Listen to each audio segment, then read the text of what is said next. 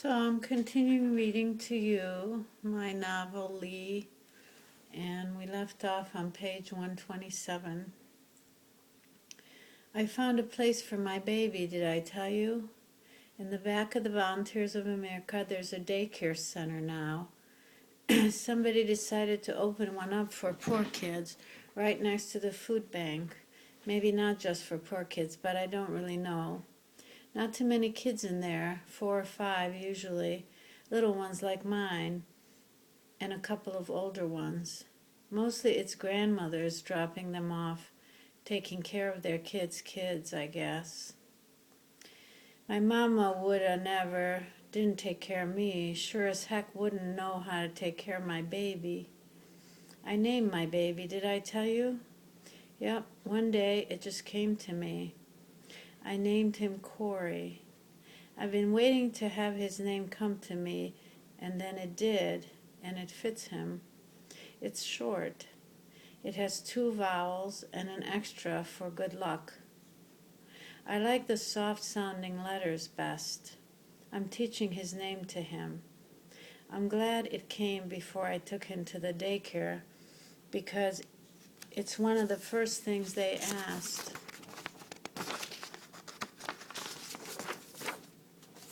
What's your baby's name? It would have been embarrassing to say he didn't have a name yet. I said his name is Corey.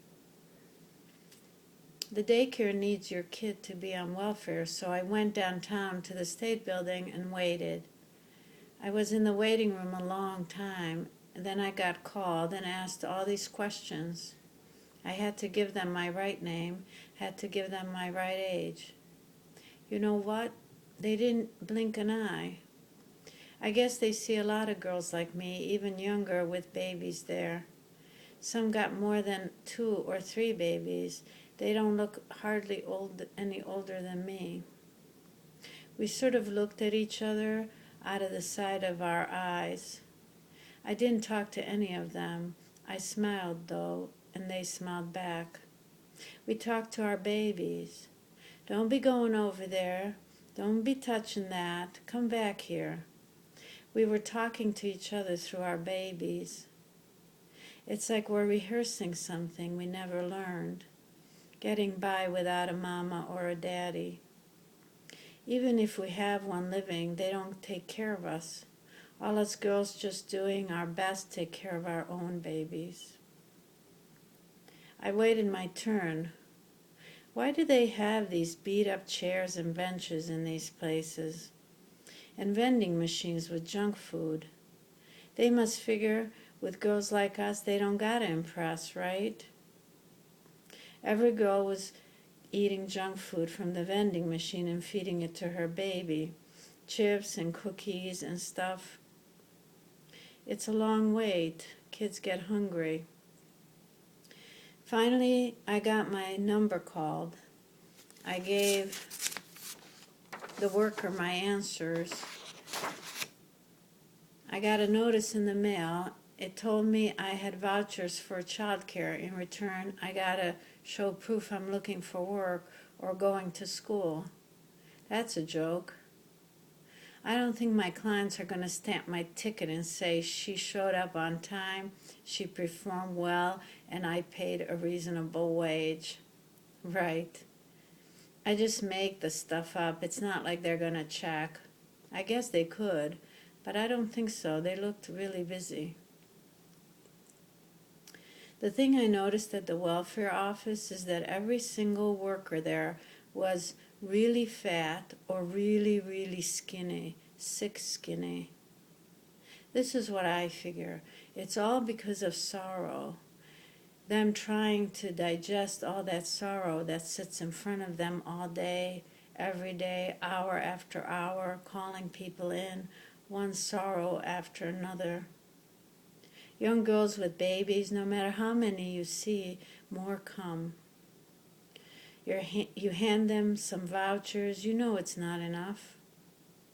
Everybody's lying to you. I don't have a boyfriend living with me.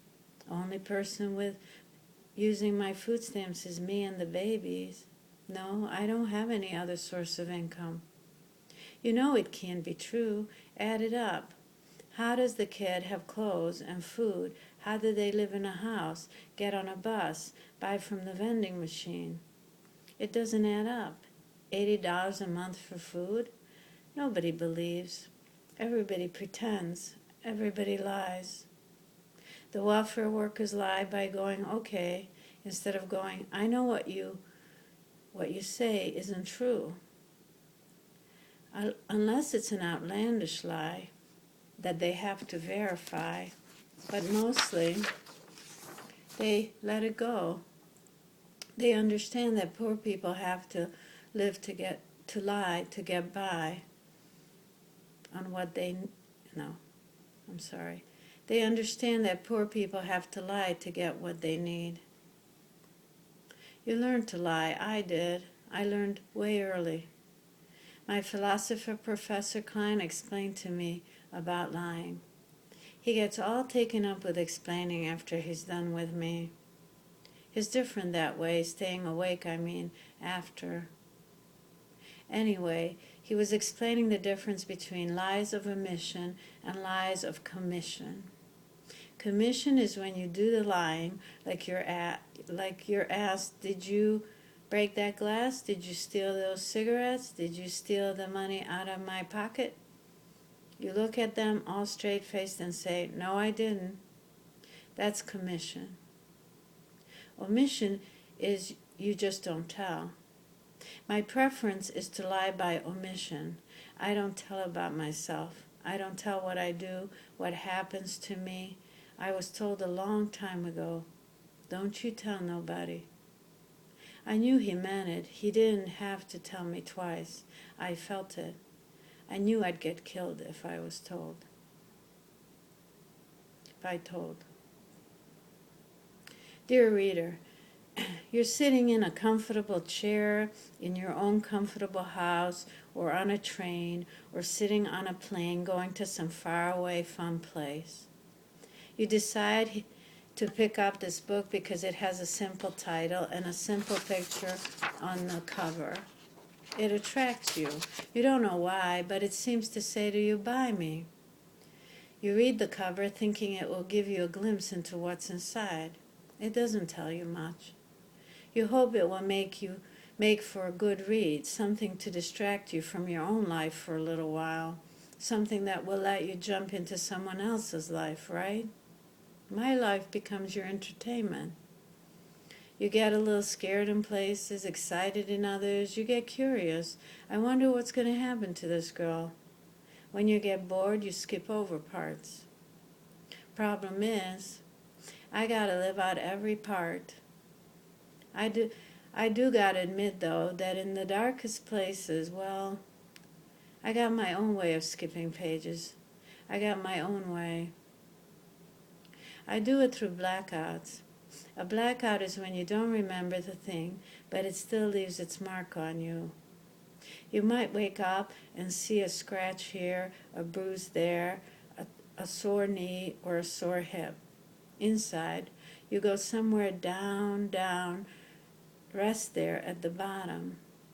You know things are there, but you don't know what they are. You can't see them in the dark. There are layers and layers that happen and were done and are being done down there.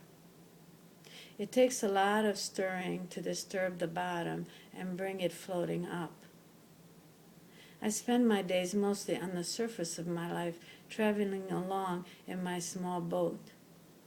I can see down a ways if I really look close, especially when I'm dreaming at night or one thing reminds me of another. Remembering is like a glint down at the bottom. When I see the glint, I tell about it to you. You want to skip some pages, get to the good parts or the bad parts, something more exciting. I don't blame you. I understand, I do.